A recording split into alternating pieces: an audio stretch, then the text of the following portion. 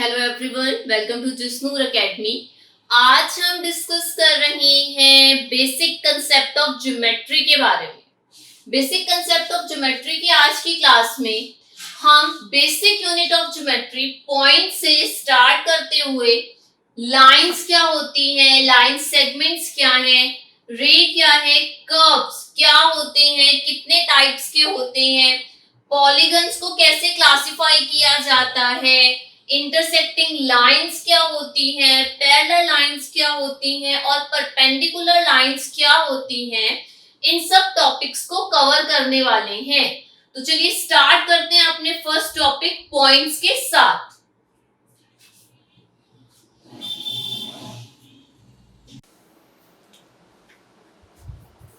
सबसे पहले डिस्कस करते हैं पॉइंट के बारे में।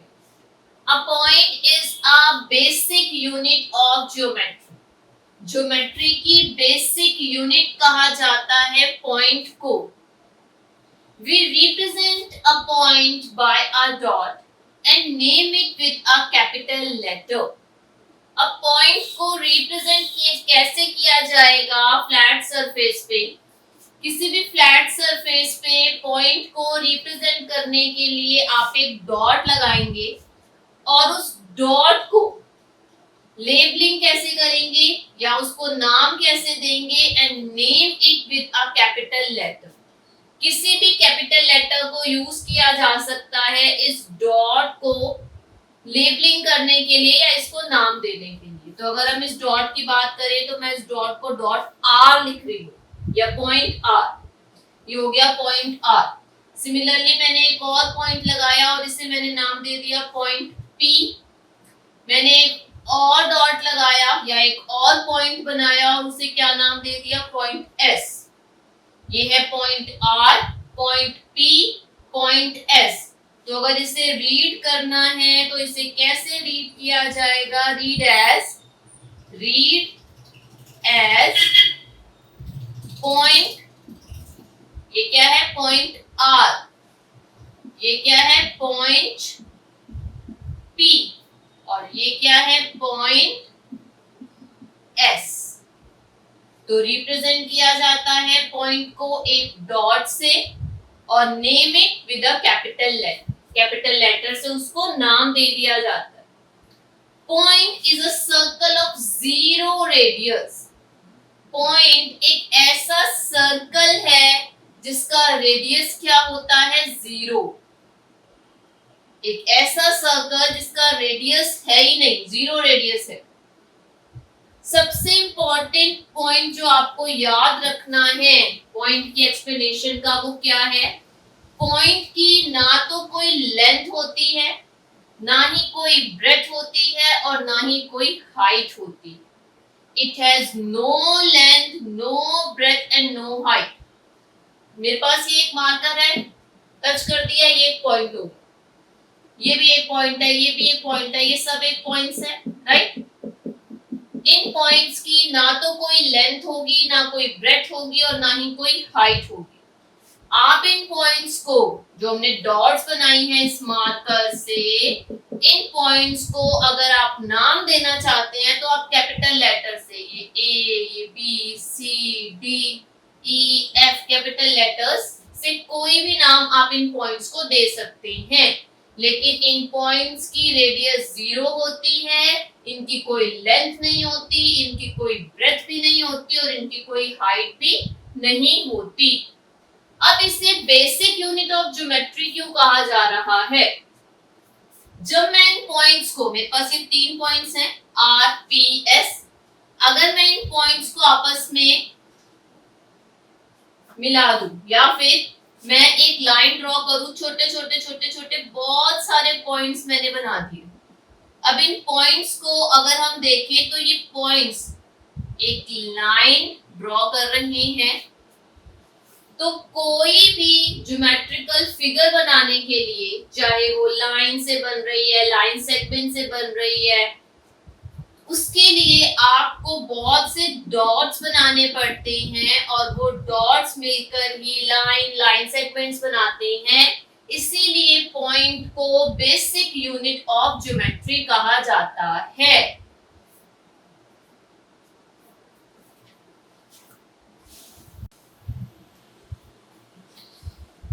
अब डिस्कस करते हैं लाइन के बारे में। A line is a collection of points. बहुत सारे पॉइंट्स के कलेक्शन को लाइन कह दिया जाता है।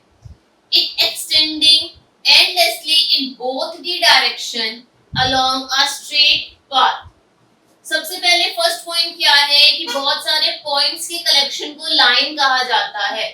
ये बहुत सारे छोटे छोटे पॉइंट्स हैं जिनका कलेक्शन हुआ, एक साथ हुए और उन्होंने क्या फॉर्म किया, एक लाइन, राइट। ये लाइन दोनों डायरेक्शन में, बोथ दी डायरेक्शंस, दोनों डायरेक्शंस में एंडलेसली आगे एक्सटेंड हो सकती है।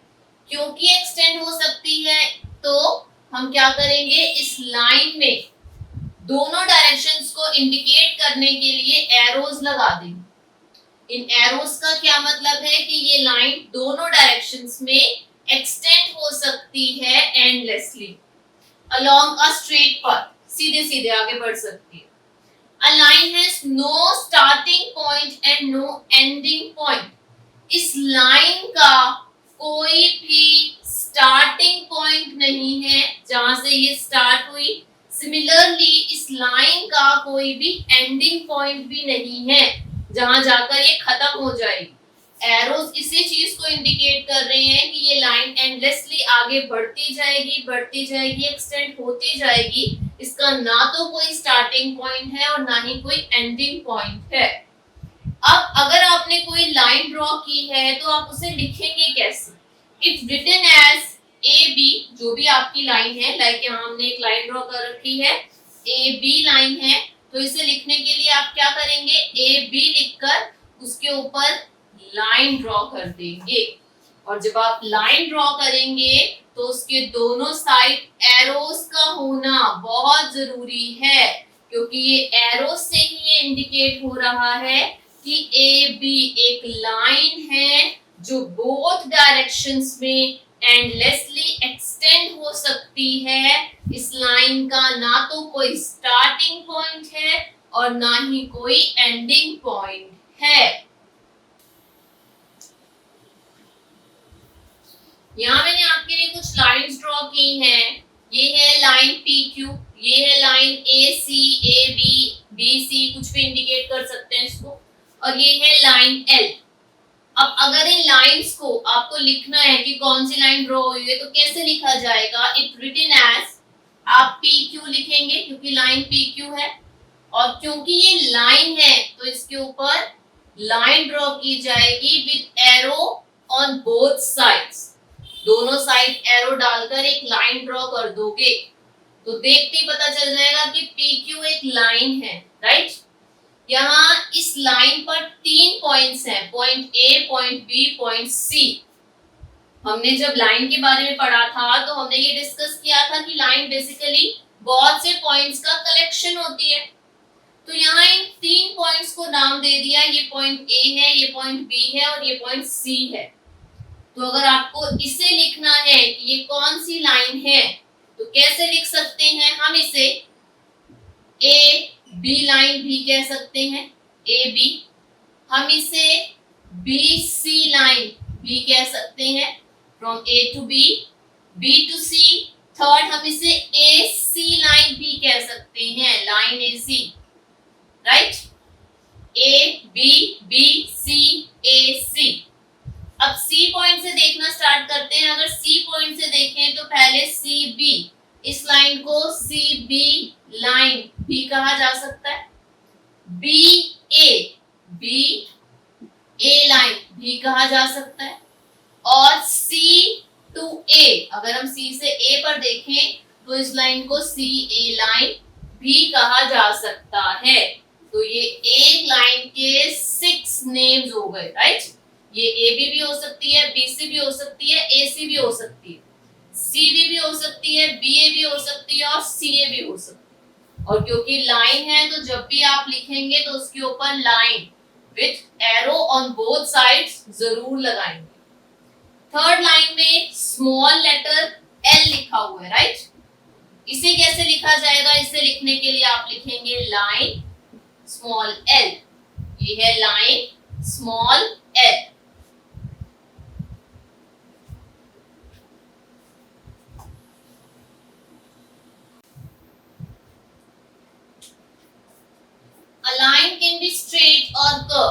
एक लाइन स्ट्रेट लाइन भी हो सकती है और कर्व लाइन भी हो सकती है। स्ट्रेट लाइन में ये एक वर्टिकल लाइन है, this is a vertical line, ये हॉरिजॉन्टल लाइन है और ये स्लैंटिंग होती है, इस लाइन को कहा जाता है डायगोनल लाइन।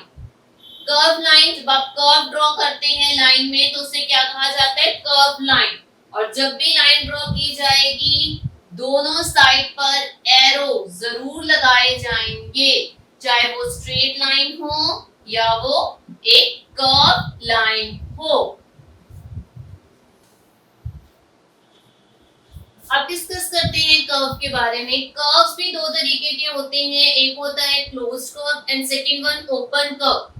क्लोज्ड कर्व्स क्या है, a closed curve which start and ends at the same point, जिनका स्टार्टिंग और एंडिंग पॉइंट सेम हो, ऐसे कर्व्स को क्लोज्ड कर्व्स कहा जाता है। लाइक ये क्लोज्ड कर्व है, इस पॉइंट से स्टार्ट किया और जब आप इस पॉइंट से स्टार्ट करते हुए इसे कंप्लीट कर रहे हैं तो ये दोबारा स्टार्टिंग पॉइंट पर आकर ही एंड हो रहा है। तो सेम पॉइंट, स्टार्टिंग का और एंडिंग का पॉइंट सेम हो तो ऐसे कर्व को क्लोज्ड कर्व कहा जाता है। एक और एग्जांपल देखते हैं। इस कर्व का स्टार्टिंग पॉइंट भी यही था, हमने स्टार्ट भी यहीं से ही किया और जब हमने इसे कंप्लीट किया तो दोबारा हम कहाँ आ गए, स्टार्टिंग पॉइंट पर ही। तो ये क्लोज्ड कर्व है। Similarly this one, starting point भी वही है और एंडिंग पॉइंट भी वही है।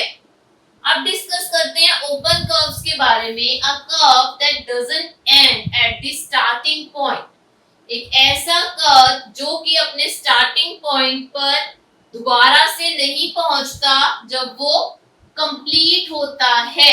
लाइक इसका स्टार्टिंग पॉइंट ये है और एंडिंग पॉइंट ये है, तो ये ओपन कर्व है क्योंकि इसका स्टार्टिंग और एंडिंग पॉइंट अलग अलग है, जबकि क्लोज्ड कर्व में स्टार्टिंग और एंडिंग पॉइंट सेम था। सिमिलरली अगर हम ओपन कर्व की बात करें, ये इसका स्टार्टिंग पॉइंट है और ये इसका एंडिंग पॉइंट है, तो क्योंकि स्टार्टिंग और एंडिंग पॉइंट सेम नहीं है, ये कर्व अपने स्टार्टिंग पॉइंट पर एंड नहीं हो रहा, इसलिए इसे कैसा कर्व कहा जाएगा, ओपन कर्व।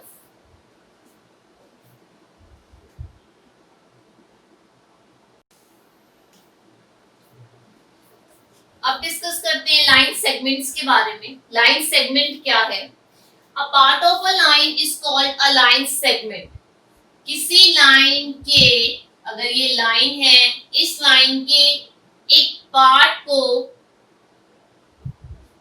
लाइन सेगमेंट कहा जाता है। A part of a line is called a line segment. It has both starting and ending point.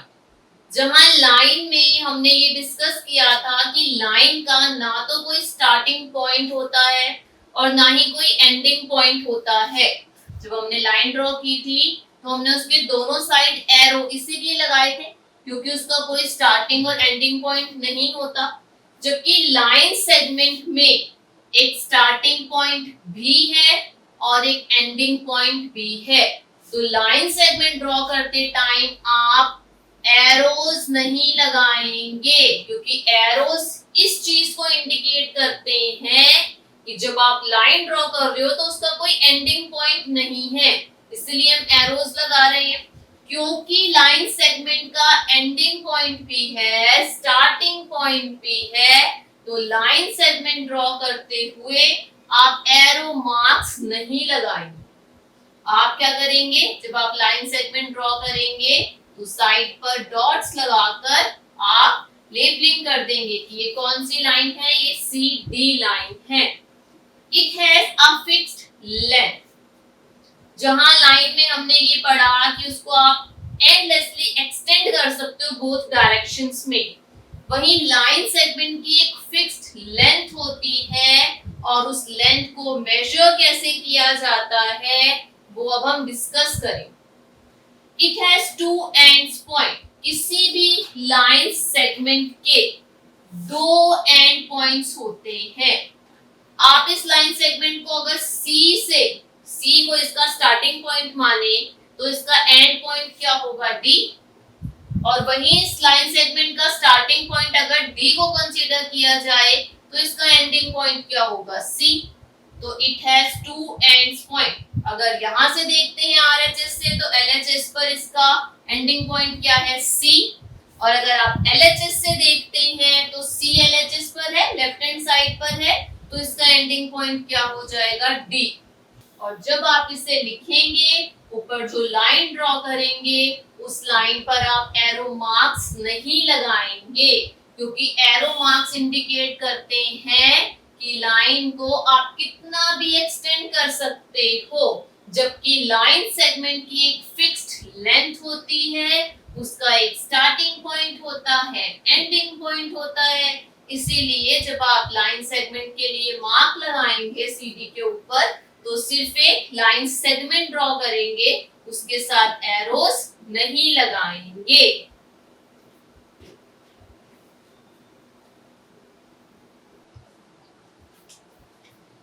Measuring a line segment, the distance between the two points is called the length of this segment. अगर हम एक line segment draw करते हैं जिसे हम नाम देते हैं ए बी, राइट, तो ए और बी दो पॉइंट्स के बीच का ये जो डिस्टेंस है, ए से बी तक के बीच का जो डिस्टेंस है, इसे क्या कहा जाता है? इसे कहा जाता है लेंथ ऑफ दिस सेगमेंट। इस सेगमेंट की लेंथ क्या है? ए पॉइंट और बी पॉइंट के बीच का डिस्टेंस। आपको लाइन सेगमेंट ड्रॉ किया हुआ भी दिया जा सकता है और उस लाइन सेगमेंट की लेंथ आपसे पूछी जा सकती है, या ऐसा भी हो सकता है कि आपको एक लेंथ गिवन हो और उस लेंथ से आपको एक लाइन सेगमेंट ड्रॉ करने के लिए दिया जाए। अगर आपको लाइन सेगमेंट ड्रॉ किया हुआ गिवन है और लेंथ बतानी है तो भी आपको स्केल यूज करना पड़ेगा, और अगर आपको लाइन सेगमेंट को ड्रॉ करना है तो भी आपको स्केल यूज करना पड़ेगा। अब अगर हम स्केल को देखें तो स्केल में 0 और 1 इस सेंटीमीटर्स में रिप्रेजेंट है सब। 0 सेंटीमीटर, 1 सेंटीमीटर, 2 सेंटीमीटर, 3, 4, 5, 6 ये सब सेंटीमीटर्स में रिप्रेजेंट होते हैं स्केल पर। और 0 और 1 या 1 और 2 सेंटीमीटर्स के बीच में छोटे छोटे 10 पार्ट्स होते हैं, राइट। ये 1, 2, 3, 4, 5, 6, 7, 8, 9 और 10। अगर आपको 10 पार्ट्स बनाने हो किसी भी दो गिवन पॉइंट्स के बीच में तो आप 9 पार्ट्स में या 9 लाइंस ड्रॉ करो, अपने आप 10 पार्ट्स हो जाएंगे। मैंने 1, 2, 3, 4, 5, 6, 7, 8, 9 लाइन ड्रॉज की। अब देखो ये 1, 2, 3, 4, 5, 6, 7, 8, 9, 10 हो गए 10 पार्ट्स। ये जो 10 पार्ट्स 0 और 1 के बीच में है, सिमिलरली 1 और 2 के बीच में भी है, 2 और 3 के बीच में भी, 3, 4, 4, 5, 5, 6 सब नंबर्स के बीच में आपको ये 10 पार्ट्स का डिस्ट्रीब्यूशन जरूर मिलेगा। ये जो लाइंस होती हैं ये रिप्रेजेंट करती है मिलीमीटर्स को। जहां 0, 1, 2, 3, 4 ये सेंटीमीटर्स हैं, वहीं 0 और 1 के बीच की ये जो लाइंस हैं, ये जो पार्टीशंस हैं, ये मिलीमीटर्स को रिप्रेजेंट करती हैं। अब सबसे पहले आपको क्या ड्रॉ करने के लिए कहा गया है? 6 सेंटीमीटर का एक लाइन सेगमेंट। 6 सेंटीमीटर का लाइन सेगमेंट ड्रॉ करने के लिए आप सबसे पहले क्या करेंगे? 6 सेंटीमीटर का एक लाइन सेगमेंट ड्रॉ करने के लिए आप सबसे पहले एक डॉट लगाएंगे, पॉइंट लगाएंगे, और उस पॉइंट पर स्केल के 0 की ये जो लाइन है, तो 0 के इधर लाइन है, इस लाइन को यहां सेट करें 0। अब आपको कितने सेंटीमीटर्स की लाइन ड्रॉ करनी है? 6 सेंटीमीटर की, राइट। स्केल पर 0 से 6 तक हमने स्केल यहां सेट किया है 0 पर। पॉइंट जो ड्रॉ किया था, पॉइंट जो लगाया था हमने, उसके ऊपर हमने 0 को सेट कर लिया, 0 की लाइन को सेट कर लिया। अब 6, ये जो स्केल है, अगर ये स्केल यहाँ सेट हो तो 6 तक का एक लाइन, अगर हम इसे यहीं से ही स्टार्ट कर लेते हैं, 0 से ही, 0 इधर है, हमने यहाँ एक पॉइंट लगाया और स्केल का 0 उसके ऊपर यूं सेट कर दिया। अब हमें कितने सेंटीमीटर्स की लाइन ड्रॉ करनी है? 6 सेंटीमीटर की। स्केल के साथ ही 6 सेंटीमीटर तक जाएंगे और 6 सेंटीमीटर पर एक डॉट और लगा देंगे, एक पॉइंट और लगा देंगे। ये हमारा ड्रॉ हो गया लाइन सेगमेंट 6 सेंटीमीटर का। इसे A B C D P Q किसी भी अल्फाबेट या लेटर से रिप्रेजेंट कर सकते हो आप। अब नेक्स्ट में आपको ड्रॉ करना है 5.9 सेंटीमीटर का एक लाइन सेगमेंट। 5.9 यानी 5 से ज्यादा और 6 से कम। 5 और 6 के बीच में मिलीमीटर्स के 10 पार्ट्स हैं। 1 2 3 4 5 6 7 8 9 9 लाइंस डालोगे तो 10 पार्ट्स हो जाते हैं। स्केल में तो 10 पार्ट्स ऑलरेडी बने हुए दिए होते हैं आप। 5.9 5 ये रहा। उसके बाद अगर हम कंसीडर करें तो ये first part, second part, third, fourth, fifth, 6 7 8 9 part यहाँ तक आ रहा है, राइट। तो आप क्या करेंगे, 0 से पॉइंट लगा के स्केल को उसके ऊपर रखेंगे 0 से, और कहां तक की लाइन ड्रॉ कर देंगे, हम ड्रॉ कर देंगे 5.9 यहाँ तक की एक लाइन सेगमेंट। और क्योंकि ये लाइन सेगमेंट है तो यहाँ भी एक पॉइंट आएगा और यहाँ भी एक पॉइंट आएगा, और आप इसे किसी भी अल्फाबेट से रिप्रेजेंट कर सकते हैं। मैं इसे पी क्यू कह रही हूँ। तो जब भी आपको लाइन सेगमेंट ड्रॉ करने के लिए दिया जाए तो आप एक डॉट ड्रॉ कीजिए, उस डॉट के ऊपर स्केल के 0 की लाइन को सेट कीजिए, और जितने सेंटीमीटर का आपको लाइन सेगमेंट ड्रॉ करना है उतनी लंबी एक लाइन ड्रॉ करते जाइए स्केल के साथ साथ। जैसे ये 6 सेंटीमीटर का था तो 6 सेंटीमीटर पर जाकर हम स्केल पे रुक जाएंगे, वहां पर एक डॉट लगा देंगे और उसकी लेबलिंग कर देंगे ए बी। कितने सेंटीमीटर का बना ये? 6 सेंटीमीटर का। ये हमारा 6 सेंटीमीटर था और ये हमारा 5.9 सेंटीमीटर था।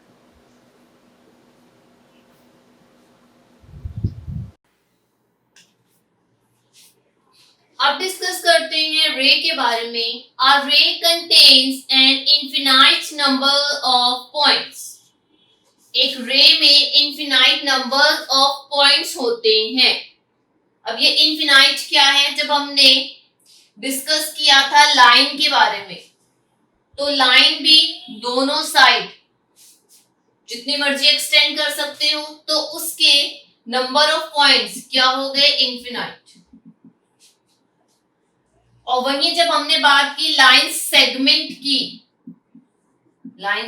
की बात की, तो लाइन सेगमेंट में क्योंकि उसकी जो लेंथ है वो एक एग्जैक्ट लेंथ है और उसके दोनों साइड एरो भी नहीं है, डॉट्स हैं, मेजर कर सकते हो आप उसकी लेंथ को। तो वहां पर अगर हम पॉइंट्स की बात करें तो वो जो पॉइंट्स हैं वो फिनाइट हैं। और वहीं जब हम बात करें रे की, तो रे में भी इनफिनाइट नंबर ऑफ पॉइंट्स होते हैं। क्यों? क्योंकि रे को आप वन डायरेक्शन में कितना भी आगे तक एक्सटेंड करते हुए ले जा सकते हो, ओनली इन वन डायरेक्शन। रे का एक स्टार्टिंग पॉइंट तो होता है, लेकिन इसका कोई भी एंडिंग पॉइंट नहीं होता। It has a starting point but no end point. अगर हम यहाँ जो हमने ये दो रे ड्रॉ कर रखी हैं इनकी बात करें तो इनका स्टार्टिंग पॉइंट क्या है? ए। क्योंकि स्टार्टिंग पॉइंट है तो इसलिए हमने यहाँ सिर्फ एक पॉइंट लगाया, एंडिंग पॉइंट नहीं है। बी की तरफ को इसको जितना मर्जी आगे तक आप एक्सटेंड करते हुए ले जा सकते हो, इसीलिए बी वाली साइड पर हमने एरो लगाया हुआ है, क्योंकि इसका एंड पॉइंट जो सा है वो नहीं होता, एक्सटेंड हो सकती है। Similarly B A B C में भी ए स्टार्टिंग पॉइंट है और आप इसे बी से एक्सटेंड करते हुए सी तक ले गए, अब सी से एक्सटेंड करते हुए और आगे तक भी ले जा सकते हो क्योंकि यहाँ एरो लगा हुआ है। It extends indefinitely in one direction. एक डायरेक्शन में आप इसको जितना मर्जी आगे तक एक्सटेंड कर सकते हो, सिर्फ वन डायरेक्शन में। इसीलिए रे में सिर्फ वन साइड पर ही एरो लगाया जाता है। और किस साइड एरो लगाया जाता है? जिस साइड ये आगे एक्सटेंड हो सकती है, जो इसका एंडिंग पॉइंट है उस तरफ, जहां इसकी एंडिंग हो रही है उस तरफ आप इसमें एरोज लगाते हो। It extend indefinitely in one direction. हमने डिस्कस कर लिया रे क्या होती है, इसमें इन्फिनिट नंबर ऑफ पॉइंट्स होते हैं, इसका एक स्टार्टिंग पॉइंट तो होता है लेकिन एंड पॉइंट कोई नहीं होता, और एक डायरेक्शन में ये कितना भी एक्सटेंड कर सकती है आगे को, जिस तरफ इसमें एरो लगा हुआ है। अब अगर आपको रे ड्रॉ की हुई दी हुई है कि आपने रे ड्रॉ की है, तो आप उसे लिखेंगे कैसे? अगर मैं ए बी जो कि एक रे है इसको लिखना चाहूं तो मैं कैसे लिखूंगी इसको? इसे कैसे लिखा जाएगा? ए बी, क्योंकि ए इसका स्टार्टिंग पॉइंट है तो ए से ही स्टार्ट किया जाएगा, ए बी, और उसके ऊपर एक रे ड्रॉ की जाएगी जिसमें बी की साइड एरो लगा दिया जाएगा, क्योंकि बी वाली साइड से आगे एक्सटेंड हो रही है। स्टार्टिंग पॉइंट क्या है इसका? ए। अगर आप इसको ऐसे लिखेंगे बी ए और एरो, तो ये गलत है, क्योंकि इसका स्टार्टिंग पॉइंट ए है, इसलिए इसे ए से ही स्टार्ट किया जाएगा, ए बी, और ऊपर एक रे बना दी जाएगी वन साइड एरो लगाकर। अगर हम ए बी सी की बात करें तो इसे कैसे लिखा जा सकता है? ए बी, ऊपर रे बना दी, इसे ए सी भी लिख सकते हैं, ऊपर रे, क्योंकि स्टार्टिंग पॉइंट यही रहेगा हर कंडीशन में। ए बी तक भी हो सकती है ये ए सी तक भी हो सकती है, दोनों कंडीशन से लिखा जा सकता है। लेकिन आप इसको सी बी नहीं लिख सकते हो, क्योंकि सी इसका स्टार्टिंग पॉइंट नहीं है। जहां से स्टार्टिंग हो रही है रे की, वहीं से ही इसे लिखना स्टार्ट किया जाएगा, ए बी देन ए सी।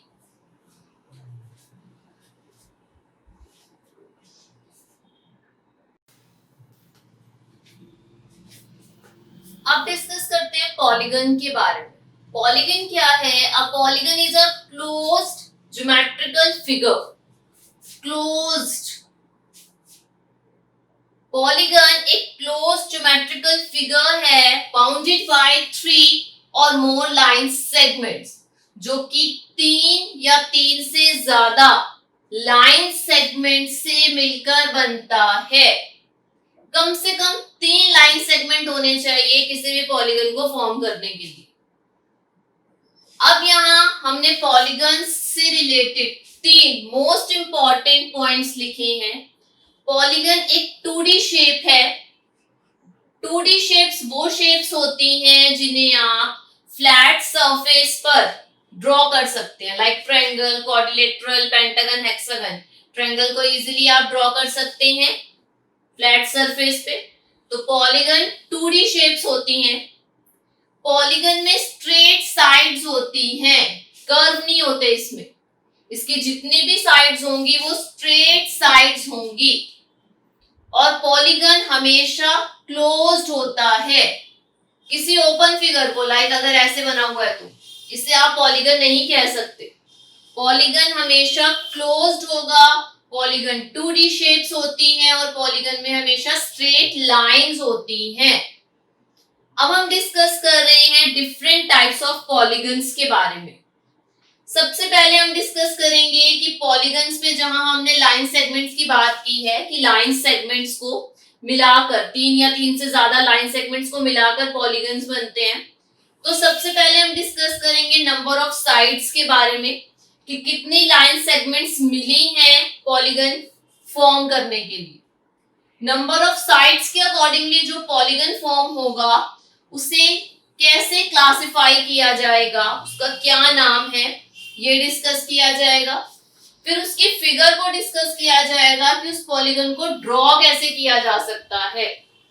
तो सबसे पहले हम डिस्कस करते हैं, उन्होंने कहा कि कम से कम 3 साइड्स, 3 लाइन सेगमेंट्स होने चाहिए। तो ऐसा पॉलीगन जिसमें 3 लाइन सेगमेंट्स होती हैं, जिसकी नंबर ऑफ साइड्स कितनी होती है? 3। उसे क्या कहा जाता है, ट्रायंगल। और उसकी फिगर कैसी है, ये 1 लाइन सेगमेंट, 2 लाइन सेगमेंट और 3 लाइन सेगमेंट्स। ये बन गया हमारा ट्रायंगल 3 लाइन सेगमेंट्स को मिलाकर। ये 1 लाइन सेगमेंट है, ये 2 लाइन सेगमेंट है और ये 3rd line segment. 1 2 3 first second and third. Quadrilateral 4 side से मिलकर बनता है, नंबर ऑफ साइड्स 4 होंगी, तो क्लासिफिकेशन क्या होगा उसका, उसे क्या कहा जाएगा, क्वाड्रिलेटरल। क्वाड्रिलेटरल 1 2 3 4, ये क्वाड्रिलेटरल ड्रॉ हुआ है जिसमें नंबर ऑफ साइड्स कितनी है, 4। नंबर ऑफ साइड्स अगर 5 हो जाएंगी तो उस पॉलीगन को क्या कहा जाएगा, पेंटागन। पेंटागन को ड्रॉ कैसे किया जाता है, 5 साइड्स हैं, 1 2 लाइन सेगमेंट्स हो गए, 3 4 लाइन सेगमेंट्स हो गए और ये 5। ये फर्स्ट लाइन सेगमेंट है फ्रॉम हेयर टू हेयर, ये सेकेंड लाइन सेगमेंट है यहां से लेके यहां तक का, ये 3rd लाइन सेगमेंट, ये 4th और देन ये 5।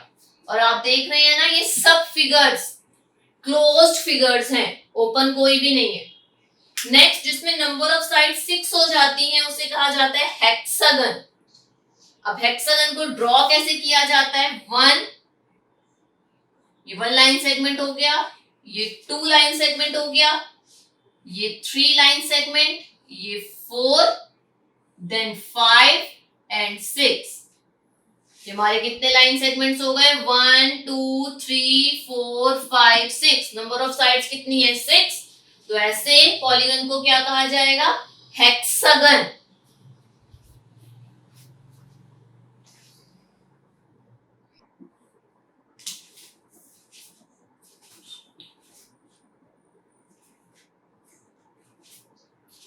जहां नंबर ऑफ साइड्स 7 हो जाएंगी उसे हेप्टागन कहा जाएगा।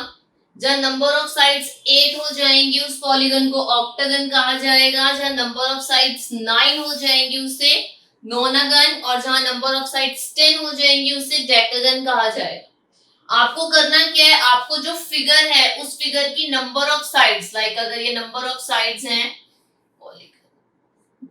अगर ये नंबर ऑफ साइड्स हैं तो इन नंबर ऑफ साइड्स को काउंट करके देखिए। काउंट करने पर आप 1 2 3 4 5 6 7 है, तो ये क्या है, हेप्टागन। अगर ये 8 होती तो ये ऑक्टागन होता, 9 होती तो ये नोनागन होता और 10 होती तो इसे क्या कहा जाता, डेकागन।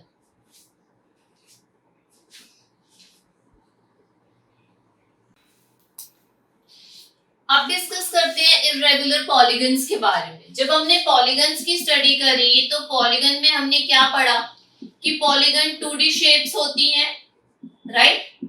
पॉलीगन्स का क्लोज्ड होना बहुत जरूरी है, जो भी फिगर है उसका क्लोज्ड होना बहुत जरूरी है, और पॉलीगन में हमेशा स्ट्रेट लाइंस होती है, राइट। यही 3 मेन पॉइंट्स हमने डिस्कस किए थे पॉलीगन्स में।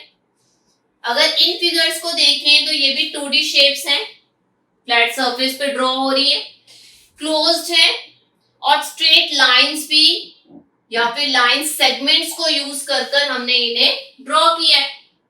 लेकिन इन्हें इर्रेगुलर पॉलीगन क्यों कहा जा रहा है, क्योंकि ये जितनी भी फिगर्स हैं, पॉलीगन्स हैं, इनकी साइड्स और एंगल्स इक्वल नहीं है। इनकी अगर इन साइड्स को मेजर किया जाए तो ये साइड्स जो सी हैं ये इक्वल नहीं है। सिमिलरली इनके अगर एंगल्स को मेजर किया जाए तो इनके एंगल्स भी इक्वल नहीं है, ना इनकी साइड्स इक्वल हैं, ना इनके एंगल्स इक्वल हैं। इसीलिए इन फिगर्स को या इन पॉलीगन्स को हम क्या कह रहे हैं, इर्रेगुलर पॉलीगन।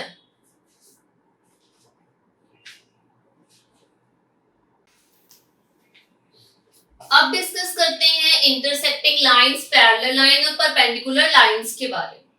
इंटरसेक्टिंग लाइंस क्या है, when two lines meet at one point. जब टू लाइंस किसी एक पॉइंट पर आपस में मिलती हैं तो उन्हें क्या कहा जाता है कि वो इंटरसेक्टिंग लाइंस हैं। लाइक यहाँ हमारे पास टू लाइंस थी, एक थी ए बी, ये है लाइन ए बी, एरो लगा है दोनों साइड तो लाइन है। सिमिलरली एक दूसरी लाइन है हमारे पास सी डी, जब इन दोनों लाइंस को आपस में इंटरसेक्ट करवाया गया तो ये किसी एक पर्टिकुलर पॉइंट O पर इंटरसेक्ट कर रही हैं। अगर ये लाइन AB है और ये लाइन CD है तो इन्होंने किस पॉइंट पे इंटरसेक्ट किया? पॉइंट O पर। इसीलिए लाइन AB और लाइन CD को इंटरसेक्टिंग लाइंस कहा जाएगा।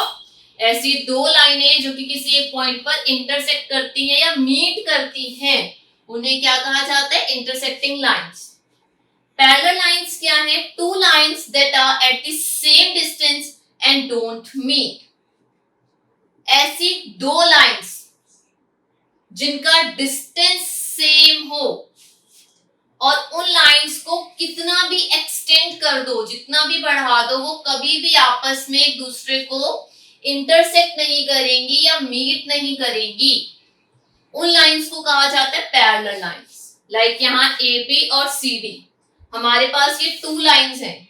अगर मैं लाइन AB को एक्सटेंड करूं तो ये ऐसे आगे तक चली जाएगी, राइट? लाइन है, कितना भी एक्सटेंड कर सकते हैं। पॉइंट B से भी अगर मैं इसको एक्सटेंड करूं तो ये और आगे तक चली जाएगी। सिमिलरली अगर CD जो कि सेकेंड लाइन है उसे भी मैं एक्सटेंड करना स्टार्ट करूं तो ये एक्सटेंड होकर यहाँ जाएगा और ये D पॉइंट एक्सटेंड होकर और आगे तक चला जाए, राइट?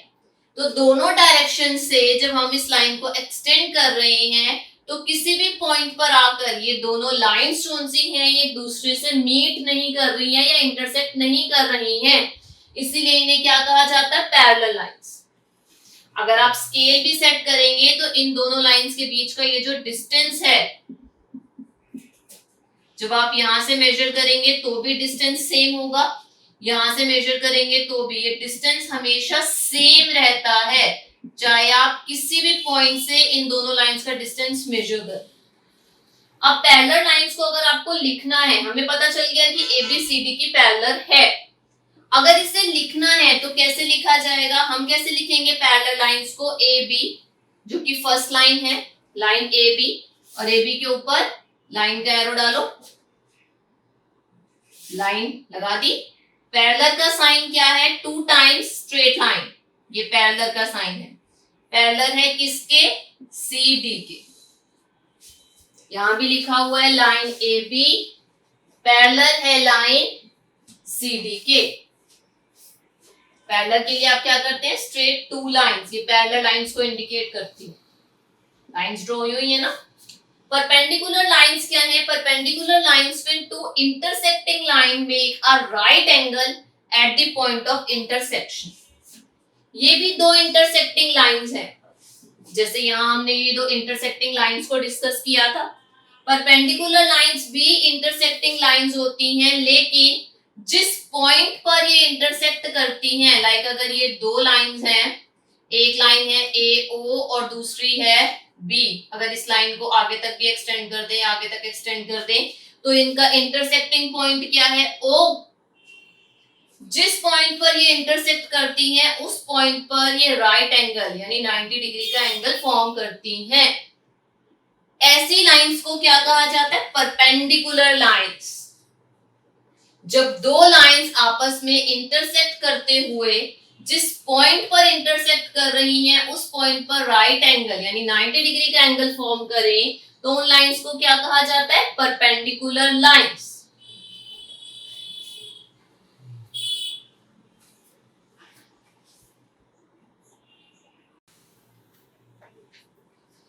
फटाफट से रिवाइज करते हैं हमने आज क्या क्या स्टडी किया आज की क्लास में। सबसे पहले फर्स्ट पॉइंट पर आपको एक लाइन ड्रॉ करके दी गई है, क्योंकि इसके दोनों साइड एरो है, तो ये क्या ड्रॉ हुआ है? ये एक लाइन है और इस लाइन को कैसे लिखा जाएगा? AB और उसके ऊपर आप एक लाइन ड्रॉ कर देंगे।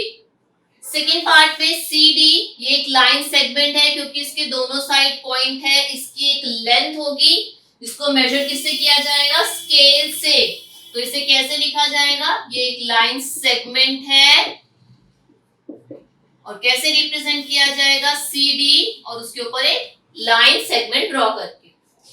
PQ, ये एक रे है क्योंकि इसके एक तरफ पॉइंट है और दूसरी तरफ एरो है, राइट? तो ये एक रे है और इसे कैसे रिप्रेजेंट किया जाएगा? PQ और ऊपर एक रे ड्रॉ करके, जिसकी एक साइड पॉइंट होगा और दूसरी साइड एरो होगा, और एरो उसी साइड ड्रॉ किया जाएगा जिस साइड रे में है। आप P से Q की तरफ जा रही हैं तो P स्टार्टिंग पॉइंट है और Q एंडिंग पॉइंट है। फोर्थ में आपको ये एक पॉलीगन ड्रॉ करके दिया हुआ है, चेक करते हैं कौन सा पॉलीगन है। नंबर ऑफ साइड्स देखते हैं, 1 2 3 4 5 6। नंबर ऑफ साइड्स कितनी है? 6। तो ऐसा पॉलीगन जिसकी नंबर ऑफ साइड 6 होती है उसे क्या कहा जाता है? Very good, hexagon.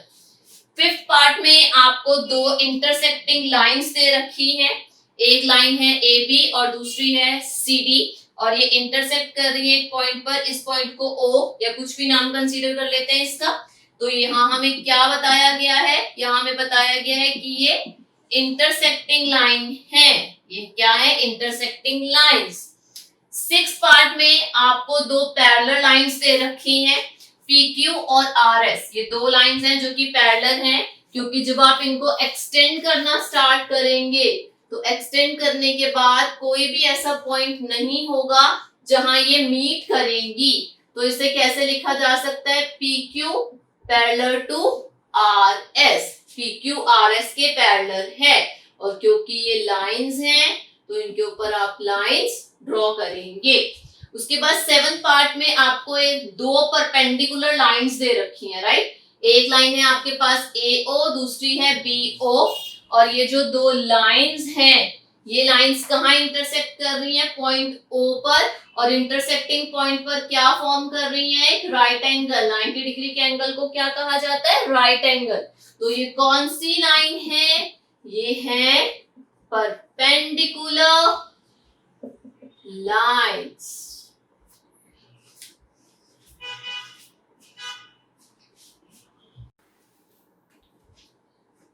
तो आज की क्लास में हमने डिस्कस किया पॉइंट, लाइन, लाइन सेगमेंट्स, रे, curve, polygon, intersecting line, parallel lines और परपेंडिकुलर लाइंस के बारे में।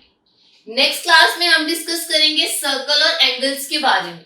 और एंगल्स में हम क्या क्या पढ़ेंगे? Measuring angles, construction of an angle using a protractor, और टाइप्स ऑफ एंगल्स। अगर आज की क्लास अच्छी लगी है तो क्लास को लाइक कीजिए, शेयर कीजिए। मिलते हैं नेक्स्ट क्लास में। Thank you.